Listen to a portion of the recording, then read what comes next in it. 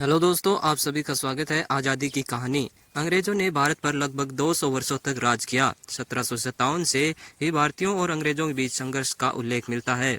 अंग्रेज भारतीयों को आपस में लड़ाकर राज कराना चाहते थे। प्लासी के युद्ध में उन्होंने ऐसा ही किया था। बंगाल के शासक सिरोजौदौला के सेनापति मिर्जाफर को रॉबर्ट क्लाइव ने अपनी ओर मिला लिया। उसकी गद्दारी के कारण ही अंग्रेज सफल रहे। प्रारंभ से ही अंग्रेजों के मन में खोट था। वे सिर्फ अपना ही फायदा सोचते थे। इसी कारण वे यहाँ की जनता पर अपना स्थान नहीं बना पाए। जगह जगह विरोध शुरू हो गया। 1857 तक आते आते इन विरोधों ने एक क्रांति का रूप ले लिया। 29 मार्च 1857 में चर्बी युक्त कारतूस के खिलाफ भारतीय सैनिकों ने विद्रोह कर दिया। मंगल पांडे ने सर्वप्रथम आवाज उठाई। उन्होंने कारतूस चलाने से इनकार कर दिया। पलटन की सर्जेंट हडसन ने मंगल पांडे को पकड़ने के लिए आगे बढ़ा। मंगल पांडे ने उसे गोली मार दी। अंग्रेजों ने मंगल पांडे को फांसी की सजा दी, लेकिन मंगल पांडे द्वारा लगाई गई चिंगारी बुझी नहीं, बल्कि पूरे भारत में फैल गई।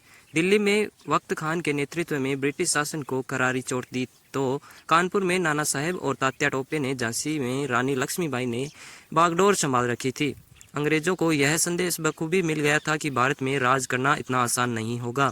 हिंदू, मुसलमान और सिख सभी ने इस लड़ाई में सक्रिय भागीदारी की और ब्रिटिश सरकार को उखाड़ फेंकने का संकल्प लिया।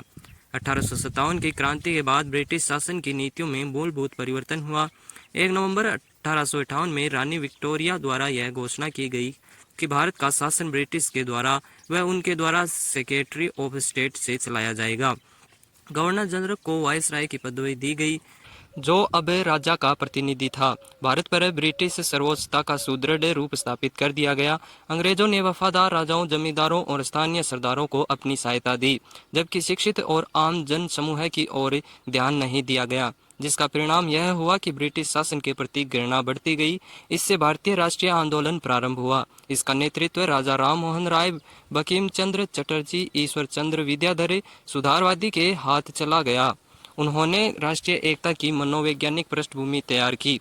1828 में राजा राम मोहन राय ने ब्रह्म समाज की स्थापना की। इसी के समानांतर भारतीय राष्ट्रीय कांग्रेस की नींव सुरेंद्रनाथ बनर्जी द्वारा 1876 में कलकत्ता में भारत एसोसिएशन के गठन के साथ रखी गई। भारतीय राष्ट्रीय कांग्रेस की स्थापना का मुख्य उद्देश्य मध्य वर्ग और आम नागरिकों को संगठित कर राजनीति में आने को प्रेरित करना था। राष्ट्रीय कांग्रेस का प्रथम अधिवेशन 1885 में व्योमचंद्र बनर्जी की अध्यक्षता में हुआ था। 1907 में कांग्रेस के दो दल बन चुके थे, गरम दल और नरम दल। नरम दल का नेतृत्व गोपाल कृष्ण खोखले, फिरोज शाह मेहता और दादा भाई नौरोजी कर रहे थे। प्रथम युद्ध के बाद 1914 से 1916 महात्मा गांधी कांग्रेस के निर्विरोध नेता चुने गए। उन्होंने अहिंसा के माध्यम से देश को आज़ाद करने का मार्ग अपनाया, जिससे भारतीय जनमानस उनके साथ जुड़ा। हालांकि कुछ क्रांतिकारी उनकी इस विचारधारा से सहमत नहीं थे।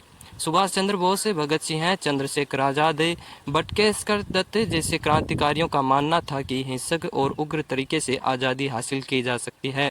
1920 से 1922 भारतीय राष्ट्रीय कांग्रेस ने असहयोग आंदोलन चलाया, जिससे भारतीय स्वतंत्रता को नई ऊर्जा मिली। दूसरी तरफ सुभाष चंद्र बोस जन क्रांति के लिए कलकत्ता से विदेश जर्मनी गए। वहां उन्होंने आज़ाद हिंद फौज की स्थापना की। द्वितीय विश्व युद्ध 1939 में शुरू हुआ था। भारतीय नेताओं से परामर्श किए बिना भारत की ओर से ब्रिटिश के गवर्नर जनरल ने युद्ध की घोषणा कर दी थी। सुभाष चंद्र ने जापान की सहायता से ब्रिटिश सेनाओं से संघर्ष किया। अंडमान और निकोबार द्वीप को ब्रिटिश के चंगुल से मुक्त कराया। 1945 में वे जापान की पराजय के बाद हवाई जहाज से सुरक्षित स्थान पर जाने के लिए चले गए। उनका जहाज दुर्घटनाग्रस्त हो गया। उनका नारा था, तुम मुझे खून दो, मैं तुम्हें आज़ादी दूंगा। सुभाष चंद्र बोस ने भारत और विदेशों को स्वतंत्रता के संघर्ष के लिए आमंत्रित किया। विदेश विश्व युद्ध समाप्त होने के बाद ब्रिटिश प्रधानमंत्री रिचर्ड एटली ने नेतृत्व में लेबर पार्टी शासन में आई। लेबर पार्टी आज़ादी के लिए कुछ सहानुभूति रखती थी। 1946 में एक कैबिनेट कमीशन भारत भेजा गया। इसके बाद ही अंतरिम सरकार के निर्माण का प्रस्ताव भेजा गया। जवाहरलाल नेहरू के नेतृत्व में एक अंतरिम सरकार का निर्माण किया गया।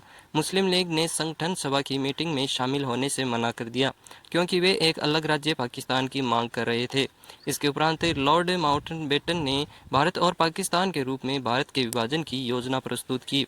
भारत के सामने इसको स्वीकार करने के अलावा और कोई विकल्प नहीं था। 14 अगस्त 1947 की मध्य रात्रि को भारत आज़ाद हुआ। जवाहरलाल नेहरू भारत के पहले प्रधानमंत्री बने। उन्होंने अपने भाषण में कहा कि मध्य रात्रि के घंटे की चोट पर जब दुनिया सो रही होगी, हिंदुस्तान जीवन और आज़ादी के लिए जाग उठेगा।